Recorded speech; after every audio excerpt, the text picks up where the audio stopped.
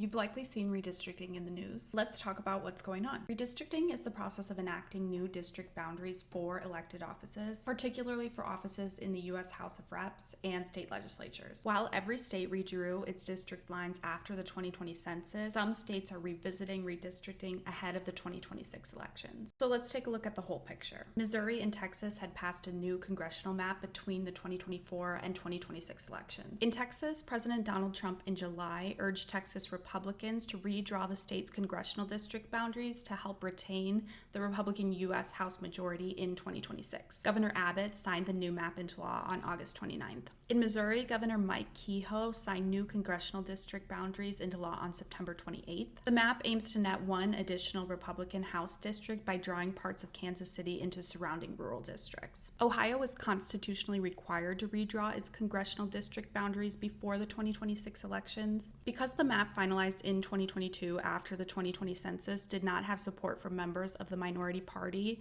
it was only effective for 4 years. Utah's congressional map is subject to change due to litigation. On August 25th of this year, 3rd District Court Judge Diana Gibson struck down the state's congressional map. The legislature and the plaintiffs in this case have submitted their proposals to the judge for consideration. The judge will hear competing arguments about these proposals later this month. Litigation about congressional maps also continues in Georgia and Louisiana. 6 states were considering a voluntary redraw of their congressional maps. California, Florida, Kansas, and North Carolina have taken official action towards doing so. After Texas Republicans launched their congressional redistricting effort, California Governor Gavin Newsom tweeted on July 15th, "Two can play at that game." Redistricting in California would require the passage of a constitutional amendment in a special election to permit the adoption of a replacement map through 2030. It's on the ballot as Prop 50 this November. Florida Governor Ron DeSantis suggested that his state might follow Texas's lead. The Florida House has formed a select committee on congressional redistricting. Kansas lawmakers approved funding for a potential special session on redistricting and are circulating a petition for a special session. They need 2/3 of the House and Senate to sign on to launch a special session. Vice President J.D. Vance has now visited with Indiana leaders about redistricting 3 times, though there's been no official action by the state to begin the process. North Carolina lawmakers announced plans to consider a new congressional map next week. Several other Democratic states also considered countering with redistricting of their own, including Maryland and New York. Worth noting, New York would not be able to change its map in time for the midterms.